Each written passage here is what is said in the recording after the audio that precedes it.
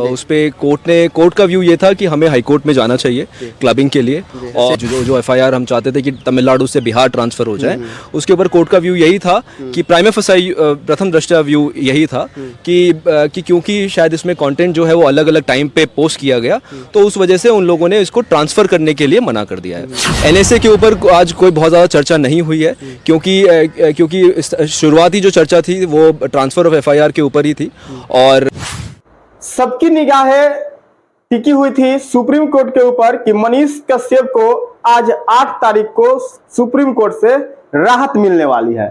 लेकिन फिर से सबकी आशों पर पानी फेर दिया गया है। सुप्रीम कोर्ट की तरफ से कहा गया था कि तमिलनाडु में जितने भी केस हैं उन्हें बिहार में ट्रांसफर किया जाए, लेकिन ऐसा कुछ नहीं हुआ।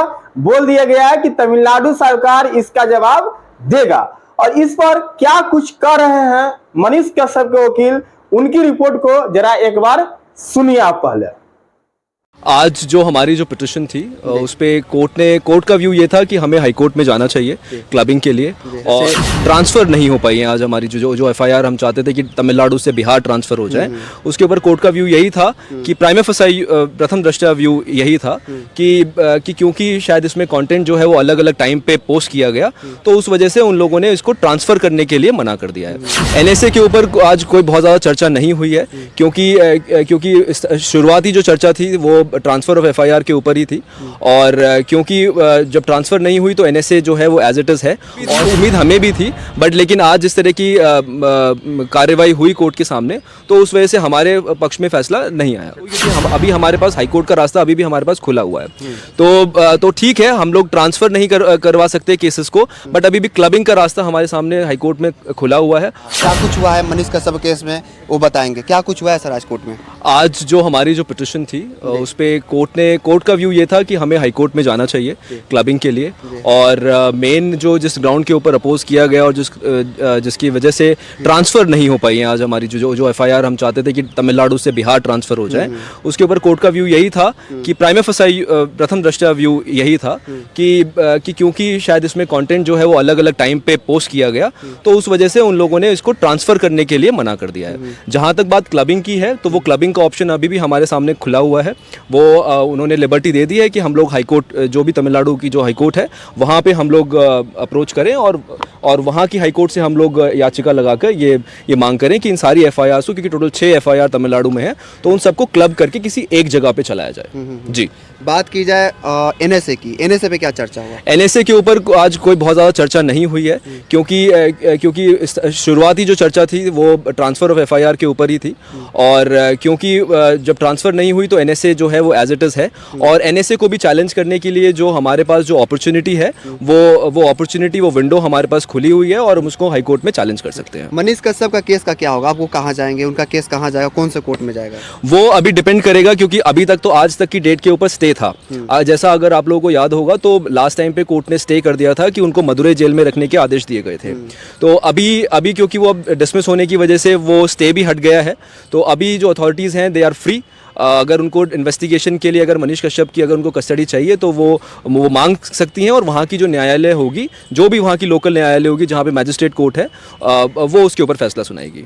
जी, मतलब मनीष कश्यप अब तमिलनाडु में ही रहेंगे। बिहार की जो आने की जो बताया जा रहा था कि बिहार आ सकते हैं, अब वो जो है खत्म हो गया है। खत्म मैं नहीं कहूँगा कि, बट हाँ फिलहाल के लिए वो पॉसिबिलिटी अभी फिलहाल के लिए रुक गई है। अगला डेट सर कब तक मिला हुआ है? आज अभी कोई डेट नहीं है। यहाँ का जो आज मैटर था वो फाइनल हो चुका है, और ट्रांसफ़र करने के लिए सुप्रीम कोर्ट ने मना कर दिया है। अच्छा, सुप्रीम कोर्ट ने खारिज किया है मनीष कश्यप के केस को। ये तो पहले दिन भी हो सकता था, जब पहले दिन वो जब खटखटाए थे सुप्रीम कोर्ट का दरवाजा। जी, लेकिन सब लोग समझते हैं कि कोर्ट का प्रोसीजर इस तरीके से नहीं चलता है।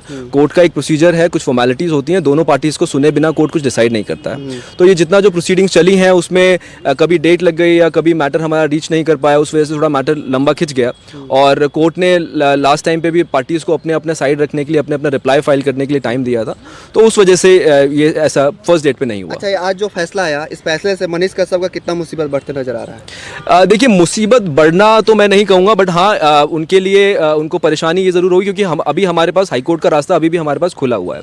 तो ठीक है, हम लोग ट्रांसफ़र नहीं करवा सकते केसेस को, बट अभी भी क्लबिंग का रास्ता हमारे सामने हाई कोर्ट में खुला हुआ है, और वो जो अपॉर्चुनिटी है वो मनीष कश्यप वहाँ पे एक्सप्लोर करेंगे हाई कोर्ट में फाइल करके। के high court Tamil Nadu high court में। जी, तमिलनाडु के हाई आज कोर्ट में। 8 मई का जो सुनवाई था, इससे मनीष कश्यप को राहत भी तो नहीं मिला। जी हाँ, वो तो अब आप एक ही बात को अगर अलग अलग तरीके से कहेंगे तो वो बदल नहीं जाएगी, ठीक है ना। बट जैसा मैंने आपको बता दिया है कि जो ट्रांसफ़र वाला जो हमारा जो मुद्दा था वो हम उसमें उसको नहीं करवा पाए, और कोर्ट का ये, और इसी वजह से नहीं करवा पाए क्योंकि कोर्ट का व्यू ये था क्योंकि अलग अलग टाइम पे कंटेंट पोस्ट किया गया उनके सोशल मीडिया प्रोफाइल से। वो कंटेंट ऐसा था जिसके ऊपर एफआईआर होनी चाहिए थी। क्या वो ऐसा था कि जिससे दो राज्यों के बीच दुश्मनी बढ़ सकती थी? उस पर अभी कोई सुनवाई नहीं हुई है। ऐसा कहा जा रहा है कि मनीष कश्यप को जो पिछला एफआईआर वो भी भारी पड़ा है आज। देखिए, क्योंकि ऐसा कहना गलत होगा क्योंकि ये वाली जो पिटिशन जो सुप्रीम कोर्ट के सामने आज थी वो स्पेसिफिकली ट्रांसफ़र और क्लबिंग के लिए थी। वो जो सामने वाली पार्टीज़ थी, ऑपोजिट पार्टीज जो थी, state of Bihar, state of Tamil Nadu, वो उनकी प्रीवियस एफआईआर्स को यूज़ ज़रूर कर रहे थे उनके खिलाफ, बट लेकिन उसका इससे कोई सरोकार नहीं था। Those FIRs were completely unconnected, no connection absolutely with this present petition. तो ऐसा कहना गलत होगा कि भारी पड़ी हैं। जी, से क्या चर्चा हुई? एनएसए कब हटेगा या हटेगा भी कि नहीं हटेगा? देखिए, एनएसए के लिए अब अगर हटवाना, अब आज की प्रोसीडिंग्स को देखते हुए, आज की कार्रवाई को देखते हुए, अब एनएसए का जो रास्ता है वो सिर्फ हाईकोर्ट के सामने खुला है, और एनएसए को हम हाईकोर्ट में दोबारा चैलेंज कर सकते हैं, और हाईकोर्ट उसके ऊपर जो भी फैसला सुनाएगी उस हिसाब से हम लोग आगे इस पे स्टेप्स लेंगे। कहा जा रहा था कि आज पूरी उम्मीद जताई जा रही थी। जी, उम्मीद हमें भी थी, बट लेकिन आज जिस तरह की कार्रवाई हुई कोर्ट के सामने, तो उस वजह से हमारे पक्ष में फैसला नहीं आया। क्या कुछ कहा कपिल सिब्बल साहब ने?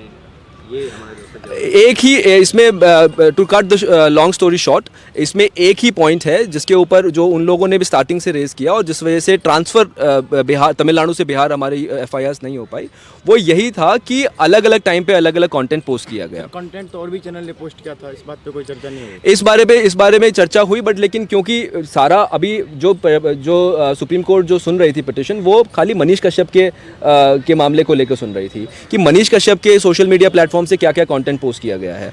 तो जो चीज़ जिसके ऊपर नहीं मैटर, जो मैं इनको बता रहा था, वो यही है कि क्योंकि अलग अलग टाइम पे अलग अलग कंटेंट पोस्ट किया गया, उस वजह से कोर्ट ने इसमें इंटरफेयर करने से अभी इस स्टेज पे मना कर दिया है, और हाईकोर्ट के सामने अभी हमारा रास्ता खुला है, तो हाईकोर्ट के सामने हम लोग वो सारी चीज़ें उठाएंगे। अगली स्ट्रेटजी क्या है आपकी? कब तक हाईकोर्ट जा रहे हैं? अगली स्ट्रैटेजी यही है कि अभी हम लोग बात करेंगे, क्लाइंट से डिस्कस करेंगे, और जितना जल्दी से जल्दी हो सकता है इसमें हाईकोर्ट में इसको लेके जाया जाएगा। फिलहाल अभी कोई राहत की उम्मीद नहीं की जा सकती? देखिए, वो अभी डिपेंड करेगा कि आगे अभी किस तरीके से कब पिटिशन हाईकोर्ट में फाइल होती है। कहना चाहेंगे उनके चाहने वाले को, मीडिया के? जो इंतजार कर रहे हैं बिहार के लोग, उनका इंतजार थोड़ा और बढ़ गया है, मैं यही कह सकता हूँ इस स्टेज पे, मैं अभी यही कह सकता हूँ। जी, थैंक यू।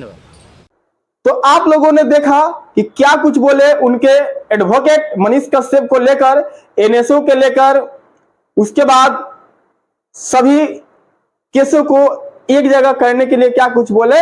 इस पर आपकी राय क्या है? कमेंट बॉक्स में अपनी प्रतिक्रिया जरूर